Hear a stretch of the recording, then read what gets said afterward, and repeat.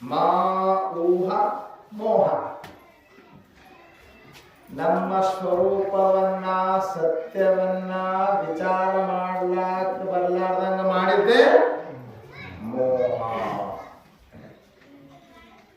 ವಿಚಾರ ಮಾಡ್ಲಕ್ಕ ಅವಕಾಶವೇ ಕೊಡಂಗಿಲ್ಲ. ಪರಮಾತ್ಮ ಸ್ಪಷ್ಟವಾಗಿ ಹೇಳ್ತಾರ, ಇದಕ್ಕೆ ಅಜ್ಞಾನ ಅಂದ್ರಿ, ತಮಸ್ಸಂದ್ರಿ, ಮೋಹ ಅಂದ್ರಿ, ಏನು ಮಾಡ್ಯಾರ ನಾವು ವಿಚಾರ ಮಾಡ್ಲಿಕ್ಕೆ ಅವಕಾಶ ಮಾಡಾರ್ದಂಗ ಜೀವರುಗಳನ್ನ ಬಂಧಿಸಿ ಬಿಟ್ಟದಪ್ಪ. ಆದ್ದರಿಂದ ಸ್ವಲ್ಪ ಪ್ರಯತ್ನ ಪಡು ಜೀವನೇ. ಅಪರೂಪದ ಮನುಷ್ಯ ಜನ್ಮ ಬಂದದ, ಗುಡ್ ಅಪಾರ್ಚುನಿಟಿ ಅಂತಾರೆ. ಇದಂತಂದ್ರೆ ಗುಡ್ ಅಪಾರ್ಚುನಿಟಿ, ಒಂದು ಒಳ್ಳೆಯ ಅವಕಾಶ. ನೀನು ಮುಕ್ತನಾಗಲು,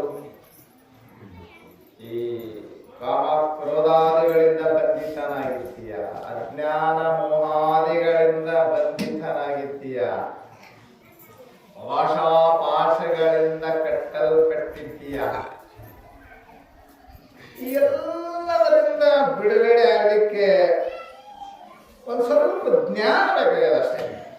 ಆ ಜ್ಞಾನ ಏನು ಮಾಡ್ಕೊಳಕ್ ಬರ್ತದ? ಎದ್ರ ನಿನ್ನ ಸ್ವರೂಪ ಜ್ಞಾನ ಮಾಡ್ಕೋಬೇಕಾಗ್ಯದ. ನಾ ಯಾರು, ಎಲ್ಲಿಂದ ಬಂದೆ, ಎಲ್ಲಿ ಹೋಗ್ತೀನಿ, ಇರುವಾಗ ಏನಾಗಿದ್ದೀನಿ, ಈ ವಿಚಾರವೇ ಅಧ್ಯಾತ್ಮ ಅಂತ ತಿಳಿಸ್ಕೊಳ್ತದ. ಅಧ್ಯಾತ್ಮ ಅಂದ್ರೆ ಏನ್ರಿ? ಅಧ್ಯಾತ್ಮ ತತ್ವಜ್ಞಾನ.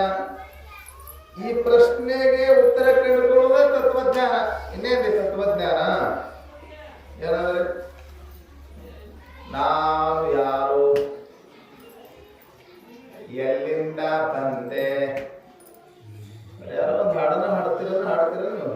ಯಾರು ನೀನು, ಎಲ್ಲಿಂದ ಬಂದಿ, ಬರುವಾಗ ಸಂಗಾಟ ಎದ್ದೇನೋ ಮಂದಿಗೆ ಒಂದು ಹಾಡೆ ಕೇಳಿದ್ರು. ಯಾರೋ ನೀನು, ಎಲ್ಲಿಂದ ಬಂದಿ. ಸಾಮಾನ್ಯ ಪ್ರಶ್ನೆ ಅನಿಸ್ತವೆ. ಸಾಮಾನ್ಯ ನೀವು ಯಾರು, ನೀವು ಅದನ್ನಕ್ಕಲ್ಲಪ್ಪ, ಎಲ್ಲಿಂದ ಬಂದಿ. ಸೀದಾ ಲಾಭದಿಂದ ಇಲ್ಲಿಗೆ ಬಂದಿರೋ ಮನೆಯಿಂದ ಸೀದಾ ಇಲ್ಲಿಗೆ ಬಂದಿದ್ದು, ಹೊರದಿಂದ ಇಲ್ಲಿಗೆ ಬಂದಿದ್ದು, ಹಿಂಗೆ ಹಿಂಗ್